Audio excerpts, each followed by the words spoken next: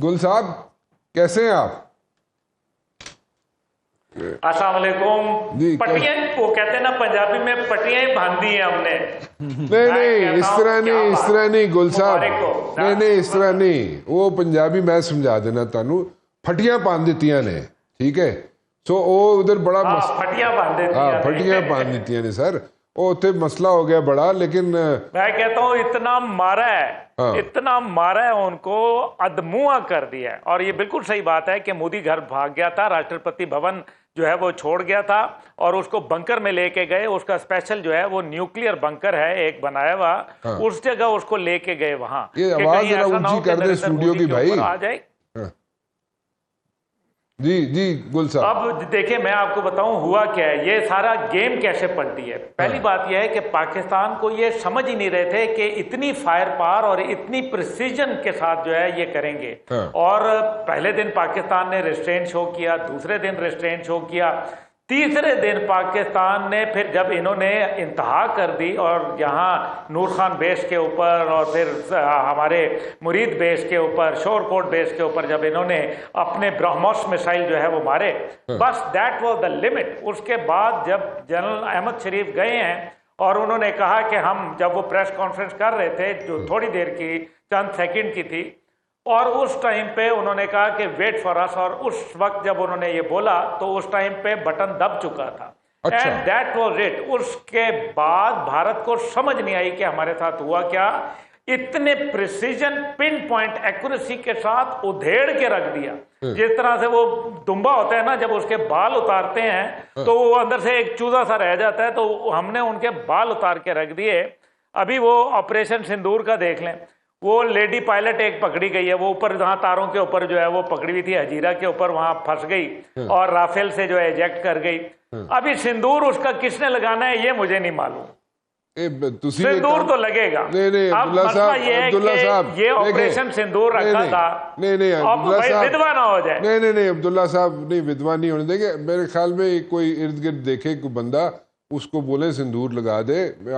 आपको तो मैं नहीं कह सकता क्योंकि आपका तो फिर इशू बन जाएगा, लेकिन आपको इर्द गिर्द बंदा देखे जो उसको सिंदूर लगा दे।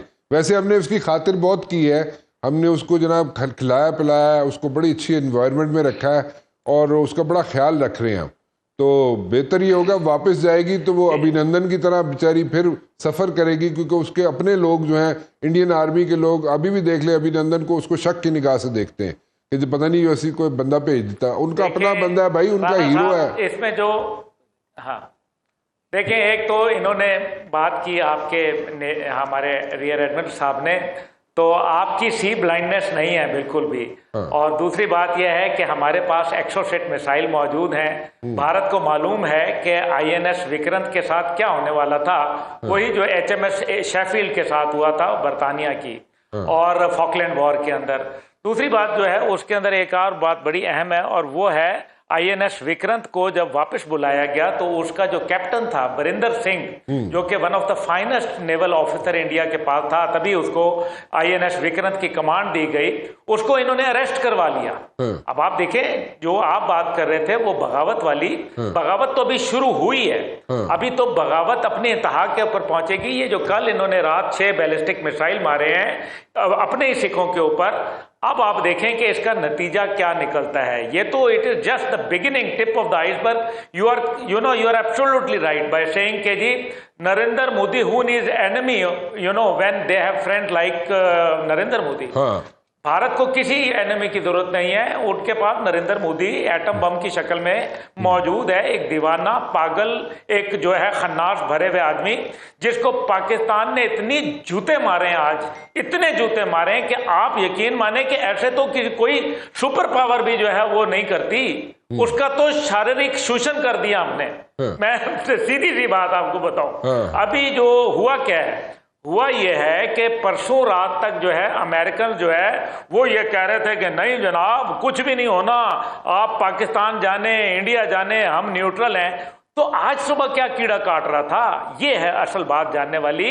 जब पाकिस्तान के वजीर आजम और पाकिस्तान के आर्मी चीफ और फोर्सेस चीफ और ज्वाइंट चीफ ने ये कहा कि नेशनल कमांड अथॉरिटी की आप मीटिंग बुलाएं। 2019 के बाद स्पेशल मीटिंग बकायदा जिसका ऐलान करके कॉल करना न्यूक्लियर लोगों की, यानी कि नेक्स्ट टारगेट ये था कि इसके बाद अगर तुम रिटेलिएट करोगे तो फिर हम टैक्टिकल न्यूक्लियर वॉरफेयर के ऊपर आएंगे और हम अपना जो न्यूक्लियर थ्रेशोल्ड है उसके साथ तुम्हें जवाब देंगे। दूसरे लफ्जों में न्यूक्लियर ब्रिंकमैनशिप हमने दिखाई और यही पाकिस्तान की हमेशा से पॉलिसी थी। पाकिस्तान कन्वेंशनल वॉरफेयर के लिए हमेशा कहता था कि we are not going to go into a conventional warfare but we are going to go for a unconventional warfare because ये न्यूक्लियर बम हमने अपने पड़ोसियों में से किसी के लिए नहीं बल्कि सिर्फ तुम्हारे लिए बनाया है।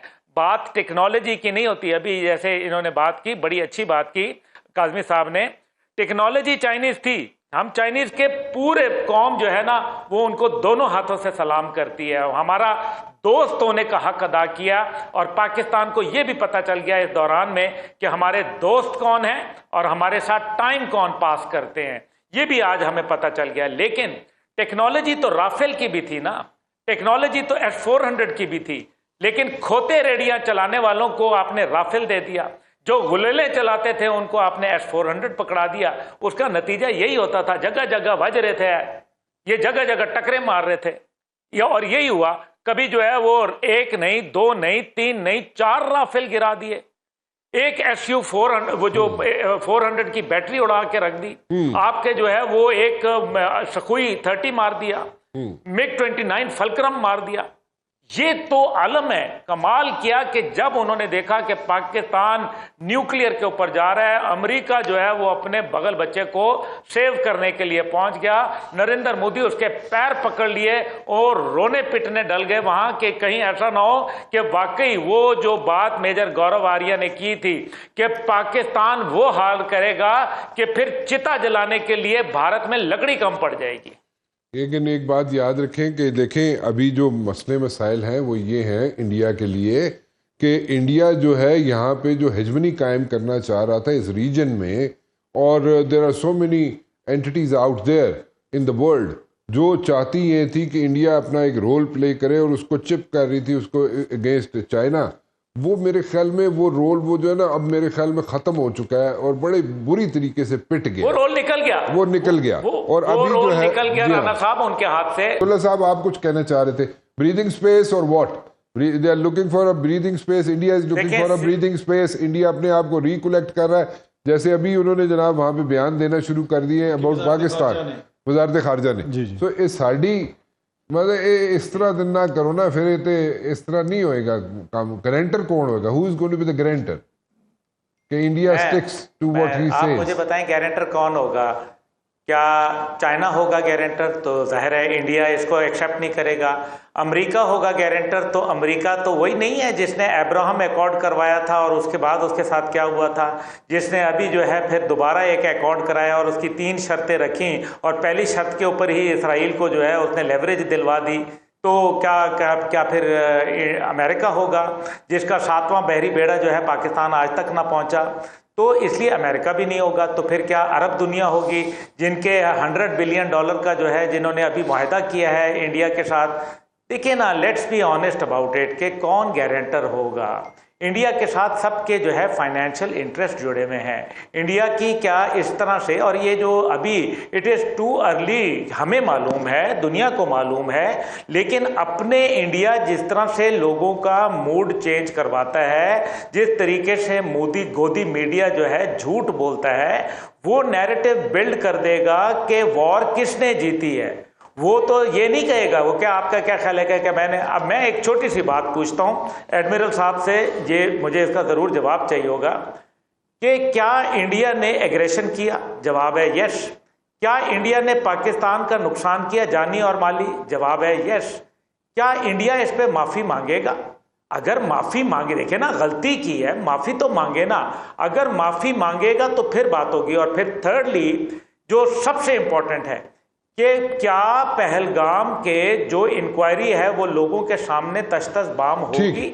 और फिर पाकिस्तान को कैसे जो है एक टेररिस्ट स्पॉन्सर्ड स्टेट का आप डिक्लेयर करते हैं जो खुद टेररिज्म का शिकार है सबसे ज्यादा, जब आपने सबूत नहीं दिए? हमारे आपने 50 लोग कश्मीर में और 35 लोग आपने यहां मार दिए, आप मुझे बताएं कि उनका कौन जवाब देगा? मुझे ये बताइए कि अगर बैक ट्रैक करता है बैक टू स्क्वायर वन वाली सिचुएशन में इंडिया जाता है, तो हमारे पास क्या ऑप्शंस है? हम फिर उसी तरह इनको सबक सिखाएंगे इंडिया को, हमारा जवान जो है उसी तरह एक्ट करेगा, हमारी फौज जो है उसी तरह इनको जनाब सबक सिखाएगी, और फिर दोबारा इंडिया को जनाब एम्बैरसमेंट पूरी दुनिया में फेस करनी पड़ेगी जैसे अभी करनी पड़ रही है। तो फिर मतलब फिर बैक टू स्क्वायर वन वाली सिचुएशन में चले जाएंगे, फिर कॉन्फ्लिक्ट शुरू हो जाएगा। इस कॉन्फ्लिक्ट का परमानेंट सोल्यूशन क्या है वो बताएं वेरी क्विकली। देखिए, बैक टू स्क्वायर वन होगा क्या? इंडिया की इकोनॉमी खत्म हो जाएगी? तो इंडिया की तो इकोनॉमी बढ़ रही है, क्या वो अपनी डिफेंस के ऊपर दोबारा से रिविजिट करेंगे अपनी पॉलिसी? तो बिल्कुल। तो फिर क्या अमेरिका के साथ डिफेंस डील करेंगे? तो इसका मतलब यह है कि फिर अमेरिका के साथ डिप्लोमेटिक सपोर्ट भी आ जाएगी। क्या फिर जो है पाकिस्तान में जिस तरीके से उन्होंने 9 मई करवाया था, तो फिर 9 मई में जब कामयाब नहीं हुए तो फिर 7 मई तक का सफर जो है वो दोबारा शुरू होगा। ये बात बिल्कुल तय है, हम दोबारा डैगर ड्रॉन सिचुएशन के ऊपर खड़े होंगे, हम प्यासे हो जाएंगे, वो जमीन बंजर करेगा, वो झूठ बोलेगा, वो हमेशा से यही करता रहा। उसने किसको जो है वो छोड़ा है? क्या उसने नेपाल के साथ झूठ नहीं बोला? क्या उसने चाइना के साथ झूठ नहीं बोला? ये तो बैकग्राउंडर है ना जी इंडिया का, इंडिया हमेशा ही करता रहा, उसका ट्रैक रिकॉर्ड है ये। लेकिन व्हाट्स द सॉल्यूशन? अब हमें करना चाहिए, हमें इसके ऊपर बात करनी चाहिए थी, पोजीशन ऑफ स्ट्रेंथ के ऊपर। देखें, जब मिसाके मदीना हुआ था ना, तो मुसलमान मजबूत पोजीशन में थे, उन्होंने एक वीक मुआहदा किया था, लेकिन उसके अंदर फतह मुबीन थी। इंशाअल्लाह ताला मैं समझता हूं कि अगर हम अपने कार्ड्स को सही प्ले करें, तो कम से कम हमने जो पानी का इशू है और ये जो इंडिया के ऊपर टेररिज्म का है, एटलीस्ट इस मामले को इंटरनेशनल कोर्ट ऑफ जस्टिस को छोड़ें, यूनाइटेड नेशन से कहें कि जनाब पाकिस्तान ये केस लेके जाता है, इसकी इंक्वायरी करो और दुनिया के सामने बताओ कि इसके अंदर पहलगाम में कौन था।